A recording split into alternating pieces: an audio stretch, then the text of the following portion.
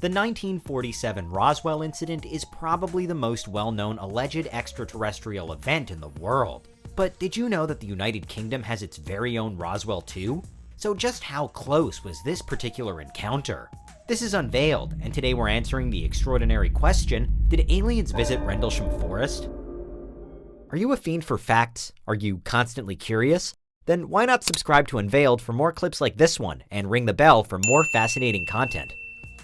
Between the nights of December 26th and December 28th, 1980, personnel at the military base RAF Woodbridge in Suffolk, England, witnessed a series of bizarre events. The base was being occupied by the US Air Force at the time, with the most notable witness being the Deputy Base Commander Lieutenant Colonel Charles Halt. The Rendlesham incident was detailed by Halt in the now notorious Halt Memo, which was sent to the British Ministry of Defence to recount what had happened. At roughly 3 a.m. on the 26th, it's claimed a patrol witnessed, quote, unusual lights, and went out to investigate thinking they might have seen a downed plane. What those airmen reportedly found, however, was a strange, quote, metallic triangular object covered in, quote, pulsing lights and hovering some way off the ground. According to Halt, nearby animals began to act strangely in the presence of this unexplained thing, and when he returned to the site the following day, he found unusual marks in the dirt below where the craft had been floating. Finally, Halt also describes witnessing three, quote, star-like objects on the next night, the 28th, which reportedly hung in the air for hours, with one even at times, quote, beaming down a stream of light.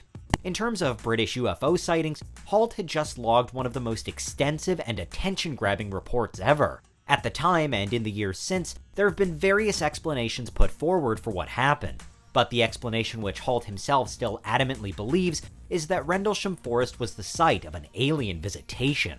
For supporters of the theory, it's the simplest way to explain the unusual craft, the flashing lights, the strange animal behavior, and so on. And the high rank of Halt as colonel lends some credibility to his report. He had previously seen combat in Vietnam, Japan, and Korea, making him an experienced member of the US Air Force, someone whose word could be trusted and who would have been well trained in identifying aerial phenomena, including UFOs. There are similar theories too, which propose that it was visitors from the future that Halt and those with him saw. Crucially though, none of the airmen present were able to communicate with whoever or whatever was in the craft, so we're none the wiser about what they actually wanted. Even so, the Rendlesham incident offers something that plenty of other UFO sightings don't: military backing. The reports are based on the word of multiple airmen of various rank, so while the likes of Roswell have been widely written off as a military cover-up, here it was the military themselves blowing the whistle on the alleged encounter, and asking the public to believe them. Nevertheless, there are plenty of skeptics who don't. For those not on board with the aliens in England theory, the biggest discrepancy is that in his account, Halt neglects to mention the existence of the Orfordness Lighthouse nearby. When local police were called out to investigate the depressions in the ground, which they also said could have been simple animal tracks, they noted that the lighthouse was visible over the trees and could certainly have looked like a pulsing light or a beam. And since the base wasn't occupied by the RAF at the time but US airmen, it's not too difficult to imagine that they may not have known the lighthouse was there, at least not well enough to pinpoint its position in the middle of the night. The existence of a nearby, possibly unfamiliar lighthouse, of course, doesn't debunk everything Halt saw, but it did become a major sticking point in determining the reliability of his report, especially as there are some claims that Halt at one stage misreported the location of the lighthouse, seemingly to make it appear as though his alleged spaceship couldn't have possibly been it. Then, when in 1997, more original eyewitness reports came to light, it was revealed that some of the accompanying soldiers had claimed, even back then, that they thought the light was, quote, coming from a lighthouse, a detail which went against Halt's version of events and is often left out of the Rendlesham narrative. Another thing that naysayers are quick to point out is that there was a reported fireball in the sky at 3 a.m. on the morning of December 26th, right when Halt says he saw the first signs of an alien craft. The fireball was noted by astronomers as a piece of space debris and was reported by the British Astronomical Association in early 1981, though this is only one event. On its own, it can't explain why sightings allegedly continued for the following 2 nights as well. Astronomers have also claimed that the, quote, star-like objects Halt says he saw afterwards were most likely just that, ordinary stars. Add in that Halt's superior, Colonel Ted Conrad, also denied seeing anything at all, and that it was argued by others that Halt's account bore some striking similarities to the popular at the time sci-fi movie Close Encounters of the Third Kind, and the case against Rendlesham being aliens mounts up. Despite this, Halt has always stuck to his story, even claiming that the British government is covering up what really happened. Naturally, the UK's Ministry of Defence doesn't see it that way, deciding that the incident wasn't a threat to British national security and didn't warrant further investigation. In 2001, the files on Rendlesham were even released to the public, and were disappointing to say the least. They added nothing new to the by then well-known story. But there's one last explanation that could be the most interesting and surprising of all. It's been alleged by an unknown source speaking to Dr. David Clarke, a respected folklore expert in the UK, that the incident was actually an elaborate prank carried out by the British Special Air Service.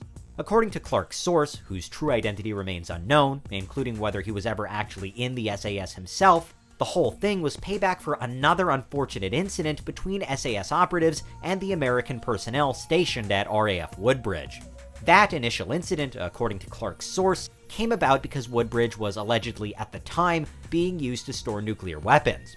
So, during an SAS mission to test the security measures that were in place, British soldiers parachuted into the base unannounced and were captured by the US airmen, but then were roughly treated and referred to mockingly as aliens by them, until the British government intervened and they were released.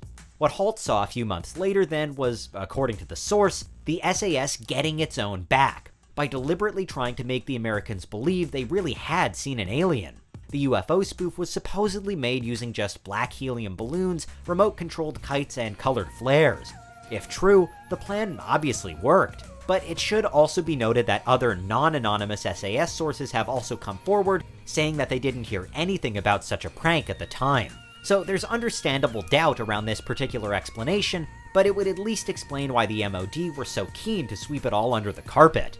No matter what really happened in December 1980, the incident has certainly created a legacy of its own.